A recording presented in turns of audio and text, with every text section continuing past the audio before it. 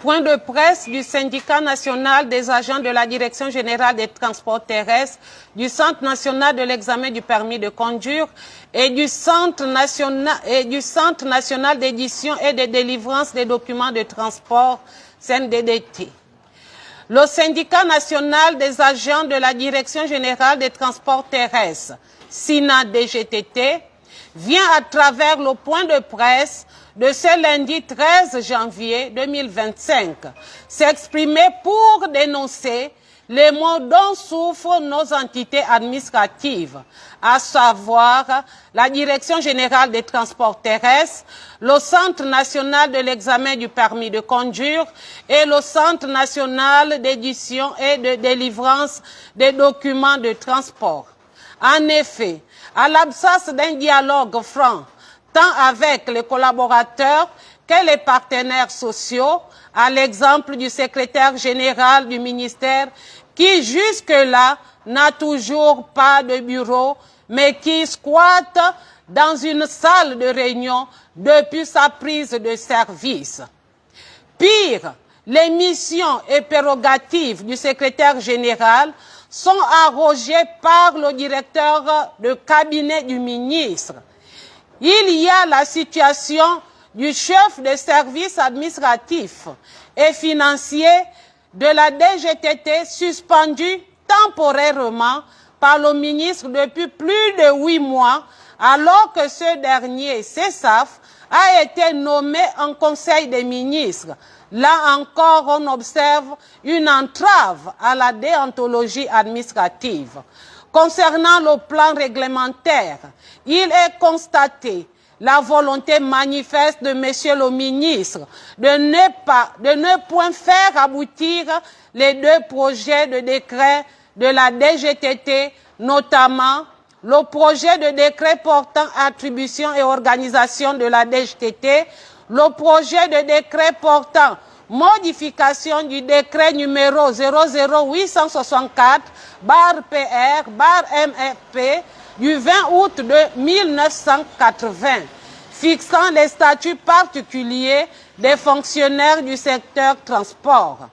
Les 10 textes pourtant transmis au cabinet du ministre depuis le 11 octobre 2024 et qui jusque-là ne sont toujours pas entrés dans la procédure d'adoption, transmission au secrétariat général du gouvernement, puis en conseil des ministres.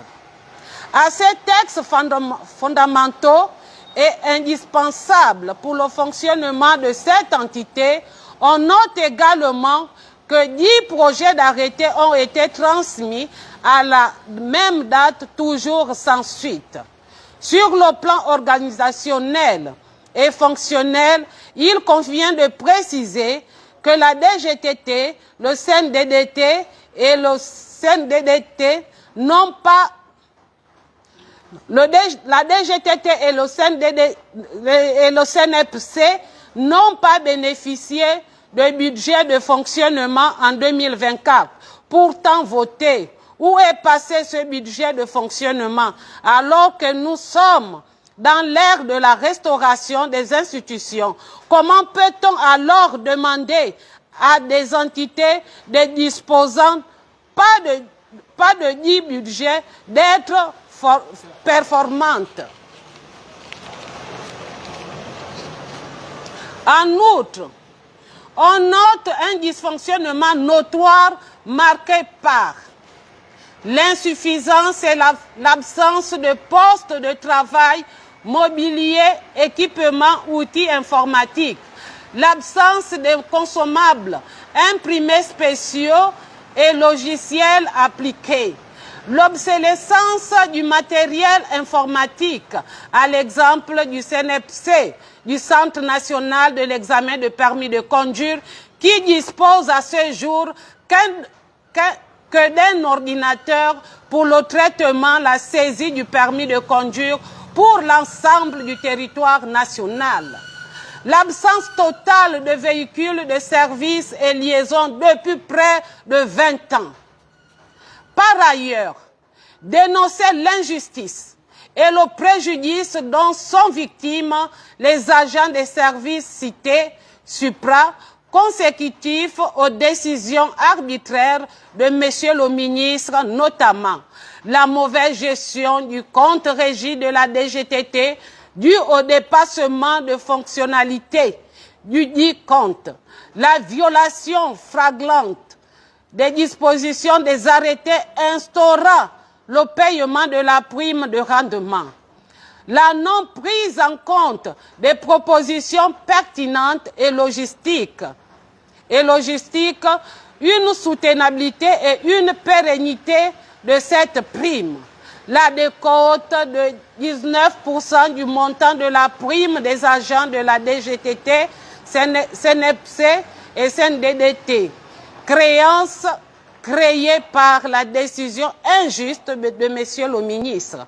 Ainsi, face aux facteurs qui précèdent et maintenant la prime du 4e trimestre 2024 due, qui vient s'ajouter au climat délétère, sans cesse perceptible, pouvant conduire irréversiblement à l'implosion de nos entités, le Sénat DGTT attire une fois de plus l'attention de plus hautes autorités sur le risque de grève illimitée que pourrait engendrer cette situation. Fait à Libreville le 13 janvier 2025, la présidente du Sénat DGTT, Eugénie Maramba. Bon, je tiens à préciser ici, en fait, nous n'avons pas inséré ça dans cette note. Nous venons encore ici interpeller le président de la République. Le président de la République a nommé le secrétaire général.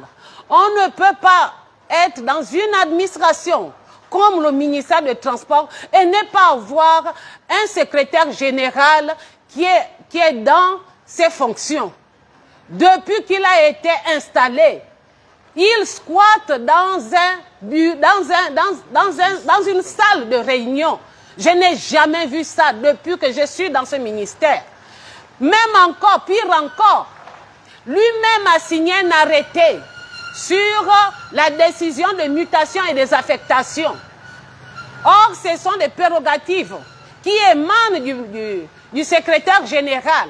Mais alors que le secrétaire général avait déjà fait un programme pour présider la commission et affecter les nouveaux agents, le ministre, le 31 décembre, on ne sait pas ce qui se passe, a précipité cette commission où c'est lui-même qui a été le président de la commission. Et lorsque le secrétaire lui demande, mais c'est vous-même qui avez signé l'arrêté, mais comment se fait-il? Moi qui suis président de la commission, je ne puisse pas être à cette commission. Est-ce là encore, c'est normal? Alors que dans la commission, dans l'arrêté, c'est le secrétaire général qui est le président de la commission. Lui, il estime que ce qu'il a d'abord signé n'est pas juste. Il fait ce qui lui intéresse. Donc, il a fait sa commission sans pourtant associer le secrétaire général qui aujourd'hui même, il a publié. Voilà pourquoi nous interpellons le président de la République que rien ne va dans notre ministère, que le secrétaire général soit rétabli dans ses fonctions. C'est lui qui connaît le ministère, c'est un agent du ministère. Il n'y a pas de raison qu'il soit mis à l'écart, alors que c'est lui qui est censé réorganiser l'administration. Lui, il n'a qu'un poste politique. Il ne connaît pas la maison. Donc, il doit être à côté de quelqu'un qui a la maîtrise de cette maison. Mais lorsqu'on le met à l'écart pour prendre des gens qui ne sont pas de la maison, à l'occurrence du DCRH, qui revient de la fonction publique et qui prend des mesures à l'encontre même du secrétaire général. Là encore, nous dénonçons cette manière de faire les choses. Nous interpellons le président de la République afin qu'on puisse venir restaurer notre ministère. Donc c'est ce que je tenais à vous dire. Merci.